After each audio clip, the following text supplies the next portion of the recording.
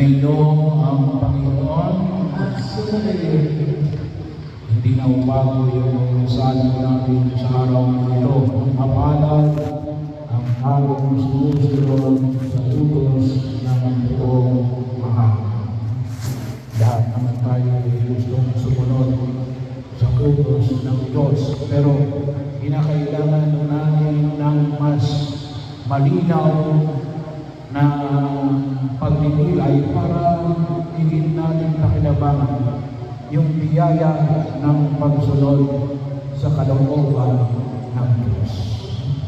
Bahagi yun. Una, anong sinabi ko sa unang pagbasa sa aklat ni Propeta Sirach?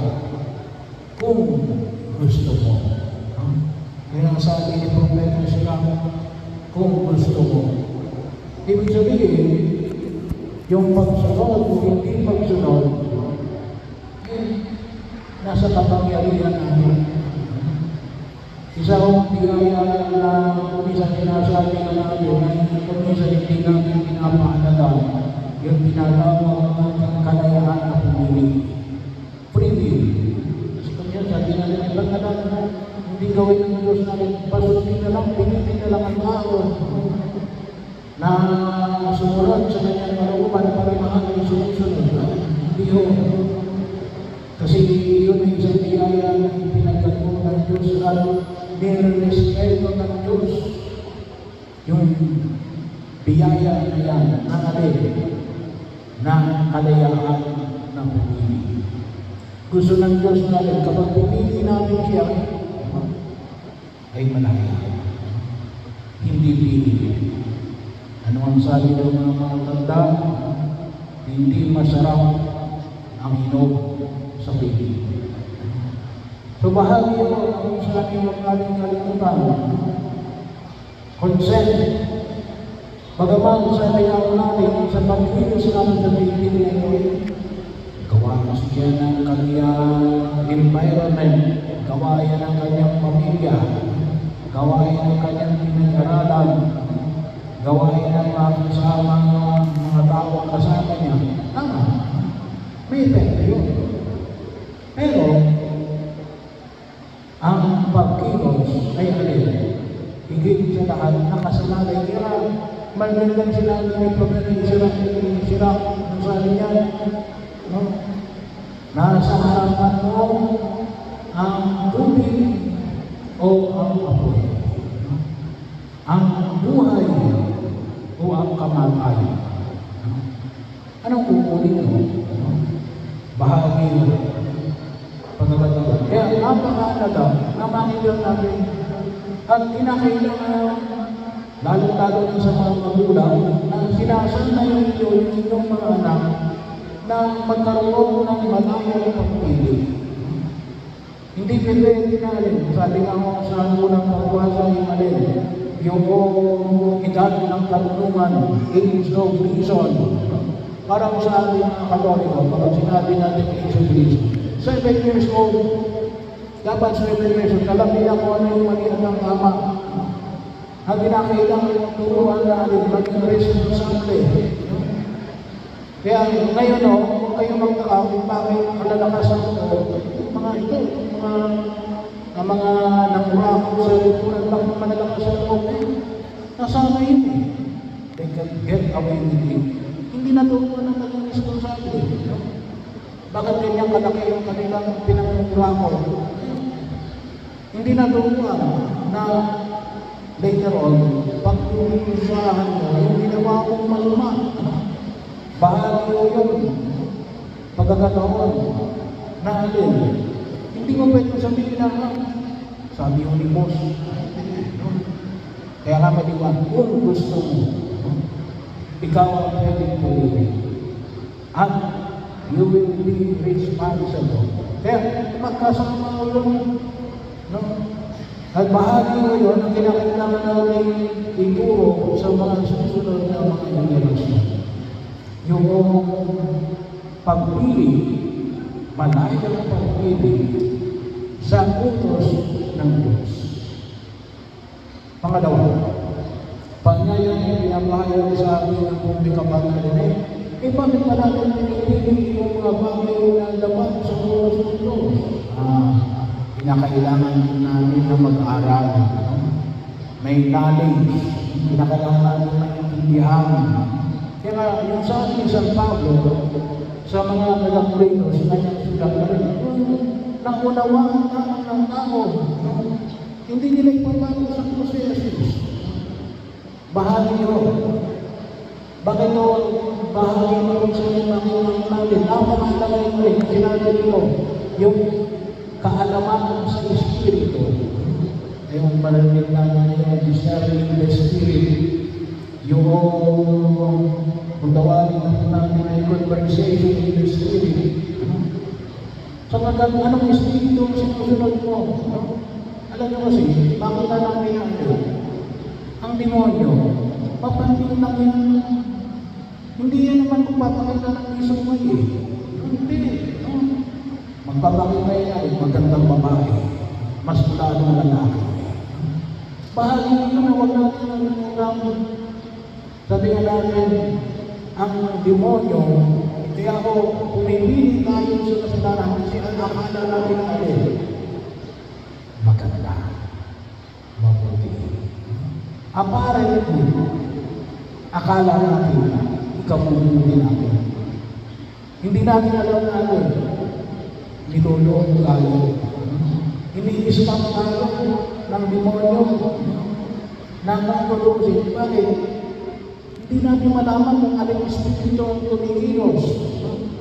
Kaya napakagalaw kung patuloy natin mag-aaral ng ating pananampalataya at maliwanag na kung saan ngayon, kung natin namin, sabi na namin, magdasal. Kasi kapag hindi namin palagi nakakausap ng Diyos, ano ang nakakausap natin? Akala natin ay Diyos. Kasi ayun yung babalikan natin yung unang kasalanan. Anong sabi ng demonyo kay Adam? Hindi ka mamamatay. Hindi naman tinatapagod na matay. No? Si Eva at si Adam. Bahagi yun. Pero later on, namatay sila. No? Bakit? Inaano nila yung pagkain na pinagbabawal ng Diyos. Bahagi yun na kung sa'yo nakita ko na kaya na naman ang amalan ko, magiging katulad ka ng Diyos. Yan ang bahagi yun na kung sa'yo nakita natin na pag-ibig lang ng demonyo. Kaya pinakailangan malaman natin alin ba yung pag-ibig lang. Halimbawa na lang, no? Kung minsan makita natin, bakit ginawa masama yung pamahiin? Hindi mo. Hindi mo pagsuot ng mga gusto ng Diyos. Nakalagay yan sa katulismo ng katolikong simbahan. At alam sa atin, no? Yan po ay delikado bakit hinahamin niya yung alin, yung buong pagtitiwala mo sa Diyos. Hinahamin niya. Kaya pinakailangan natin ang patuloy ng pag-aaral kasi baka hindi namin namamalaya may mga bagay. Tignan yan ang demonyo na akala natin mabuti. Kaya napakahalaga na patuloy tayong mag-aral tulad ng pahayag ko kung sa mga natin. Discerning the Spirit. Pag nilay-nilayan natin at makilala natin kung saan Espiritu ang pagkilos na yan. Espiritu ng Diyos o Espiritu laban sa Diyos. Pangatlo, panyaya na ipinahayag mo sa amin yung mga ngayon natin. Mas malalim. Ang sabi mo sa ibang natin na yung Jesus sa ayon ng isang Mateo. Kung ang pagsunod ninyo sa kalooban ng Diyos ay tulad lamang ng pagsunod ng may isipan ng mga Pariseo, kaliwanag mo sumusunod naman yung mga isipan ng mga Pariseo, pero ang pagsunod natin ay katulad din ng mga isipan Pariseo. Anong sabi ni Jesus? Hindi kayo makapapasok sa kaharian ng Diyos. Sumunod ka mga sa Diyos. Pero iba yung intention mo. Kaya nga, may karyong halimbawa ay piniliyo sa ibang medyo. Ano po? Yung style na huwag kang pamatay, alam natin ito. Huwag ka nang mapuot. Kasi ganahan mo yun. Kapag napupuot ka, ay kalimitan alin, nahanap niya sa alin, pagpatay. Hindi naman lahat. Pero isa yun sa malaking dahilan. Ano pa yung pinahayag? Huwag kang nakikiapin. Pero ano sabi? Huwag mong pagdanasahan ang iyong kapwa. Well, kung ito sa ika-siyam na konklusyon. Pero sabi nga ko natin, doon nagsisimula yun. Pag-iisip na nakikiapin ka sa iyong isip. Kaya humahantong ka sa pakikiapin sa pagkilos. Binahagi mo dito yung mali, yung huwag kang mangangako sa pangalan ng Diyos. Tuparin mo na lang ang oo. Hindi kung hindi. Ibig sabihin, hindi sa ikalong ulos ng Diyos na ikaw mong gamitin ang pangalan ng Diyos. Bakit na kailangan mong gamitin ang pangalan ng Diyos? Kung ang gagawin mo ay simple, magtutulong ng oo, hindi. Bahagi yun yung, pero anong ibig sabihin dito? Ano yung pangatlo? Hindi pwedeng sumusunod lamang tayo sa utos. Kasi gawa lang yun ay malas. Bakit tayo susunod sa utos? Gawa lang. Kahapon ay Valentine's Day. Happy Valentine's Day. Pero yung pagsunod ng utos, kinakailangan ng kalapit ng pag-ibig. Dahil kapag walang kalapit ng pag-ibig ang pagsunod ng sa utos, hindi kayo makapupunta sa langit. Bakit? Ano ba yung langit? Sa langit, wala ka nang gagawin. Hindi. Sabi nga natin, magbahayan ng pag-ibig. Bahagi yun na huwag natin kalimutan. The greatest of all is pag-ibig. Kasi bakit? Yun na lang ang gagawin ng kailangan. Mag-iibigan, makikisa sa Diyos natin, Diyos ng pag-ibig. Kaya kung talagang ikaw susunod sa utos ng Diyos, dapat ikaw ay lalong nagiging labing person. Mapagmahal ng tao. At kung ikaw ay palaging sumusunod sa utos ng Diyos, you become also a lovable person. Kaibig-ibig na nilikha ng Diyos. Bakit?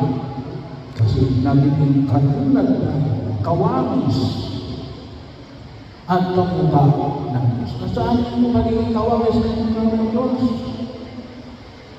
Dahil ginagawa natin ang kanyang utos ng may pag-ibig.